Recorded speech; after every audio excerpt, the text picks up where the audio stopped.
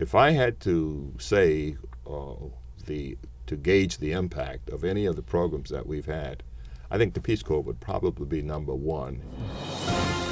Fresh off UCLA's Peace Corps 50th anniversary panel discussion moderated by Chris Matthews, Haskell Sears Ward discusses the lifelong rewards of Peace Corps volunteerism, this time on Cross Section. We're here in studio with Haskell Sears Ward, a UCLA alumnus who was a Peace Corps volunteer in the early 60s and did his training here in Westwood. Thank you for coming in. It's a pleasure. Welcome back to campus. Thank you. Well, it's great to be here. The Peace Corps has been a big part of your life as a public servant and in business. How would you describe the impact of your Peace Corps experiences on the rest of your life? Well, I don't really think that the things that I have done professionally would have been possible without the cultural experiences, the political experiences, the professional experiences, the educational experiences that accompanied the Peace Corps. It was very clear to me that it was one of those moments in life where it was the road that was taken that could have been very different had I not had the Peace Corps as a part of my early education in life. You talked about how so many of your peers, when you were in your late teens and early 20s, were kind of going down the civil rights path. They were very active in the civil rights movement, and you chose a different direction. I chose, that I knew some of the very top civil rights leaders. We were Jesse Jackson, in fact, a couple of years younger than me.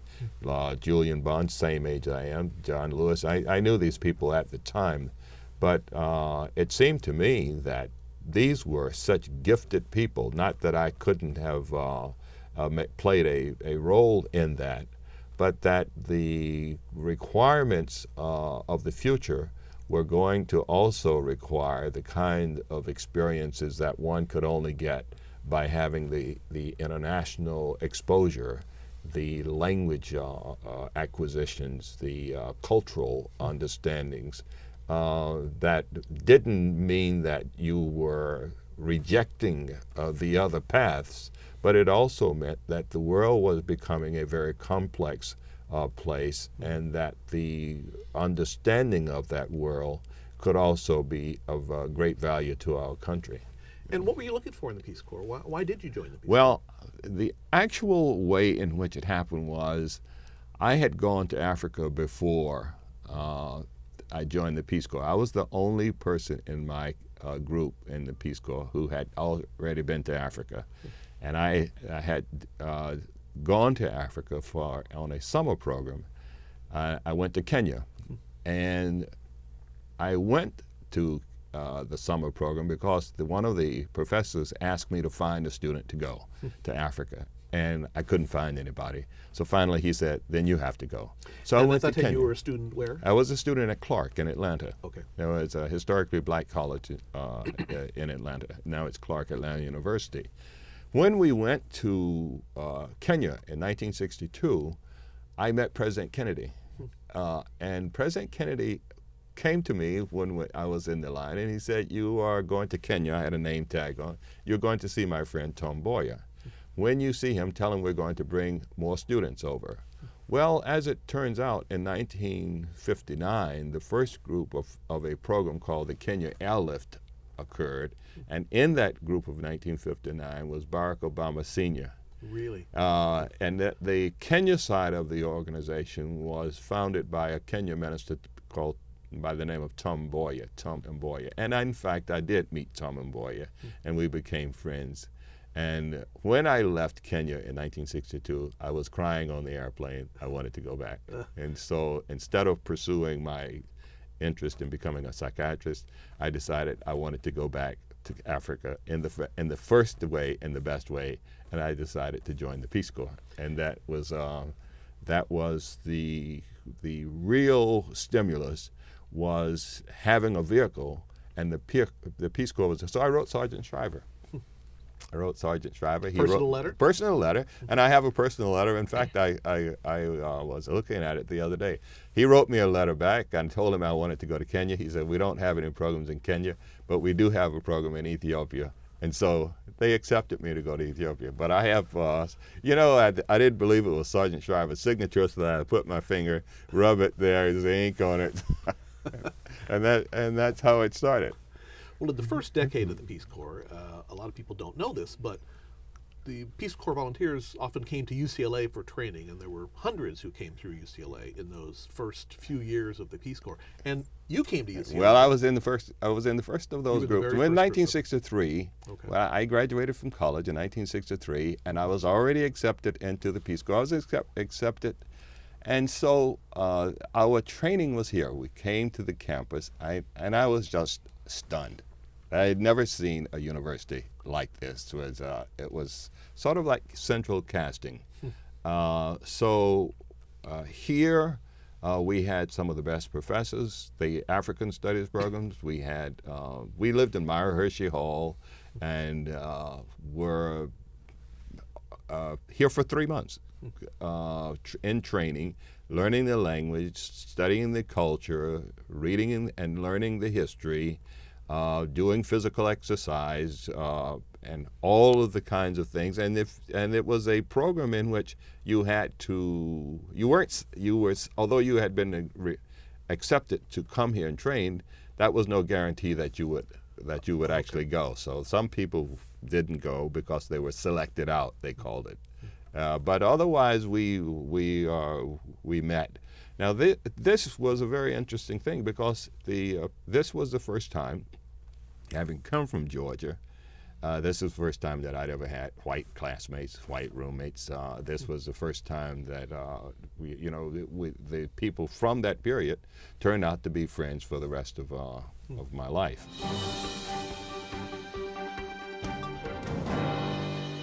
One of the things that I've found about the Peace Corps is that not only did it afford you an opportunity to have a foreign experience, but it also afforded Americans an opportunity to get to know each other. I know my roommates hadn't had any black friends at the time either, so it was a mutual kind of experience. We often think of the great contribution that we were making in other countries, but it also was an enormous learning experience for ourselves, with ourselves as Americans. Well, in fact, it's been said by some, Frank Mankiewicz said it at a UCLA event last night, that perhaps the greatest effect of the Peace Corps was here in the United States. Yeah, I think the Peace Corps, probably of the institutions, that was 48 years ago, that I was in the second group to go to Ethiopia, but of all of, and my whole career has been in international occupations, the Ford Foundation, the State Department, private business, and so forth. But if I had to say to gauge the impact of any of the programs that we've had, I think the Peace Corps would probably be number one. The opportunity to learn the language, the culture, had an enormous impact on us, but it had a bigger impact because people got to know Americans as human beings instead of as nationalities. Where they got to know us personally. We ate in their homes. We were around. We taught the kids and different things. So it had a huge impact.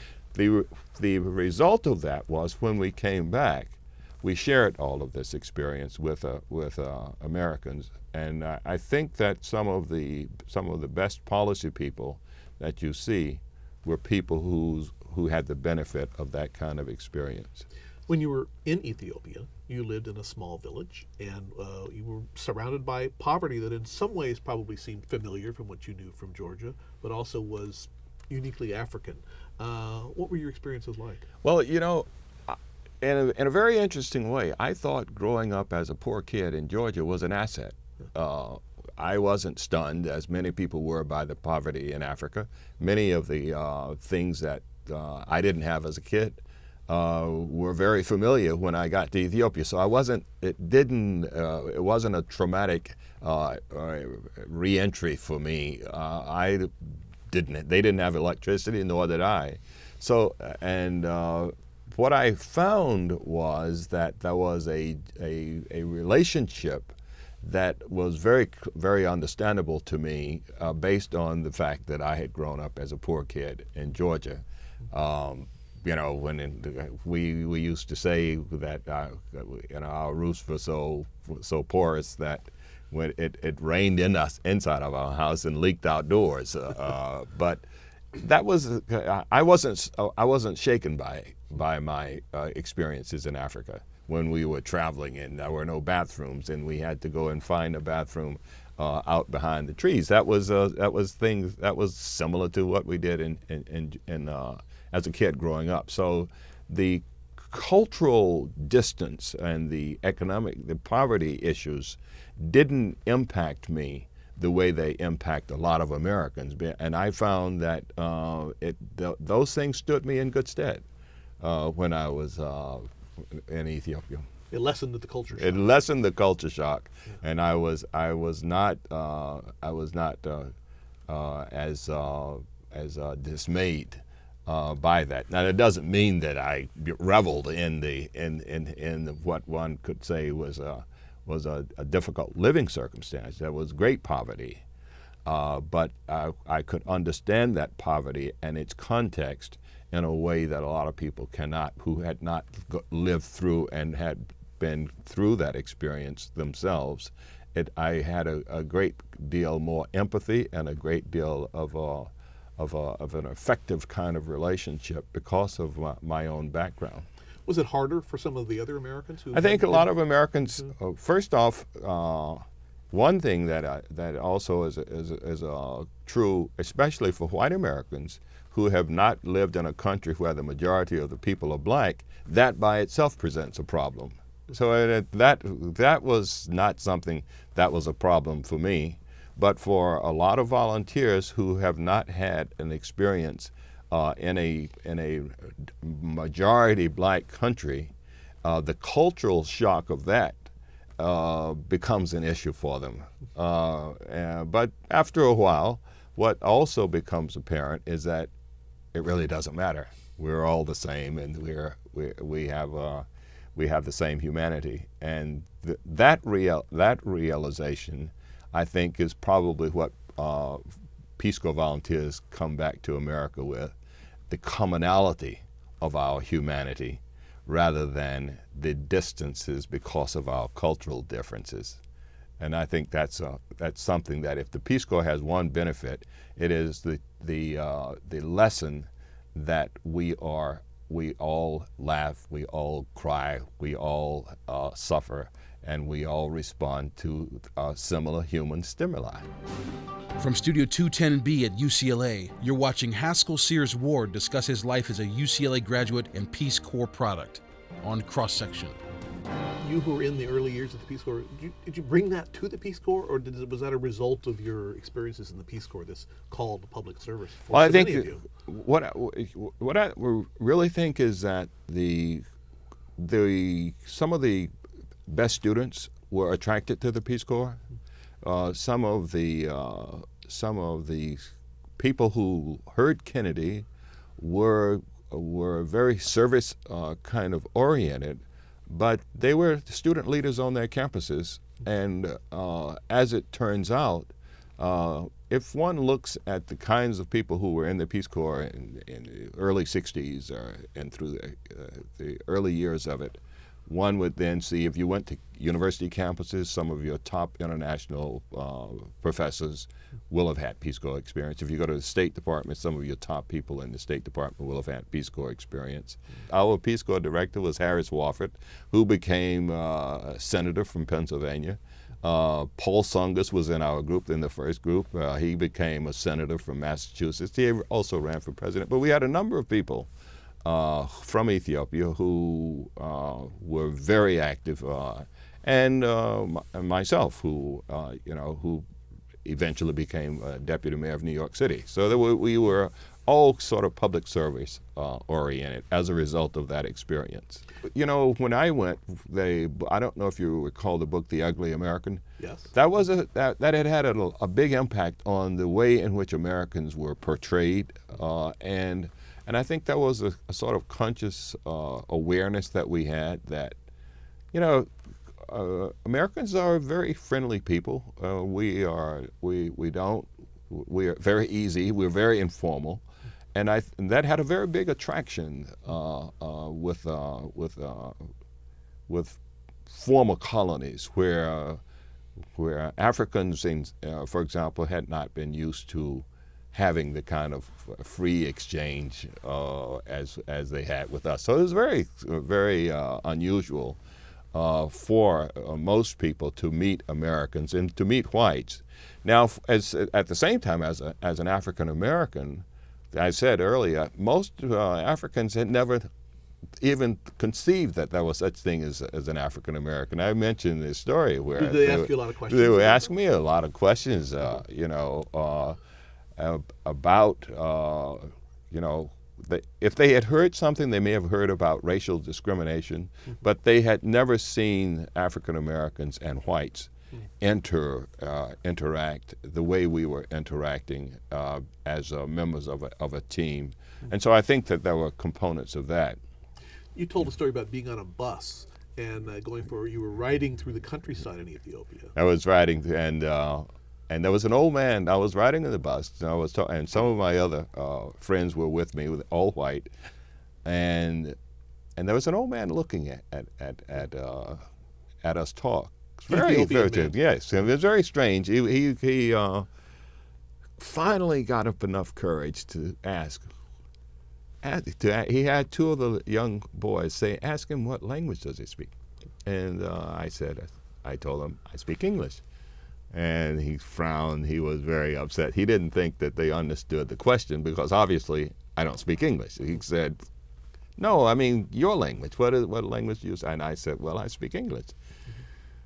Then he cringes, and I could see that he's getting very irritated. And then he finally hits upon the idea, "What language do you speak when you talk with your mother?" And I said English, and he just gave up. He just gave. This man. Either he is totally dumb, he doesn't understand, but this was, I understand. His point was, your mother tongue, because the average African, the average non-American, the average foreigner in Africa, the average African speaks his language, then he learns either English, French, Arabic, or Swahili, or whatever. And by the time he's 10 or 12 or 13, he's got 4 or 5 languages that he's learned, but his basic language may be Kikuyu. His basic language may be Amhara for the Ethiopians, but he doesn't. The one he speaks at home with his family. But he certainly, if he speaks English, that is one of about 4 or 5 or 6 languages that he's speaking in. So this is what the man was trying to figure out. Why is he speaking English with these people? And, So what do you think he would think of learning that here's a black man speaking English from America in his country? Well, it was inconceivable. I mean, there are certain kinds of experiences. Keep in mind that when I was in the Peace Corps, and when we were in Ethiopia in 1962, our first groups went there. 1962, I went in 1963. In most of the villages where we taught, they had never met an American before. So they had no idea, and we were teaching. But keep in mind as well, they had no formal educational system. When we were in Ethiopia, we were 60 to 70% of all of the secondary school teachers in the whole country. So Which is a legacy that just can't be underrated. Well, I think if you look at the impact, you would see that most of the leaders, most of the educated class, if you see them, and I go to Ethiopia a lot now. Last year, 8 or 10 times in the last year, because we connected Ethiopia with fiber optic broadband communications. My company did. But if I tell them that I was in Ethiopia a teacher 48 years ago, they don't believe it.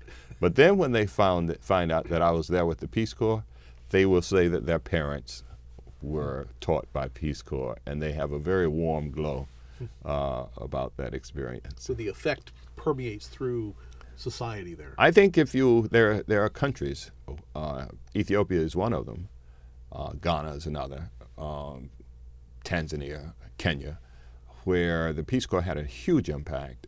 I mention those countries because those were places that I know very well, but we were worldwide in our activities. But if you talk to people 40 or 50 years ago, when they talk about getting a formal education, generally it will have been by a Peace Corps volunteer if it were in a place like Ethiopia. And that had an enormous impact on Ethiopia's development.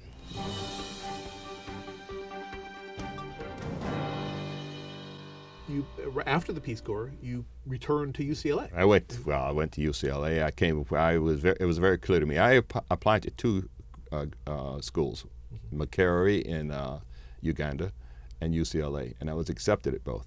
And I came to UCLA. And it was a very interesting experience being at UCLA. I came in 1965. I saw then Lou Alcindor play his first basketball game in the first basketball game in Pauley Pavilion at the time. It was actually it was a freshman team versus the varsity team in the first basketball game at here. But it also was my. Did you predict greatness? Well, Alcindor was a great basketball player in New York before he came. He had developed something of the same kind of reputation as LeBron James, who was a great star. Alcindor went to college. LeBron didn't. But when he was in high school, he was nationally known as a great basketball player. So that was one of the first things here. That was his first season. But for me, it was UCLA had a very interesting psychological importance to me. Remember that I had come out of a system in the South that was pre-Brown versus the Board of Education, the pre-decisions in which we had come up in an educational system that was clearly inferior in virtually every respect. So part of the psychological damage of that was a question mark as to whether or not we could compete and could excel at universities where there were no racial barriers. And so for me, UCLA had that element of a test for me. And it was a very important test for me to compete with students from throughout the country, but some of the best students throughout the country at one of the best universities.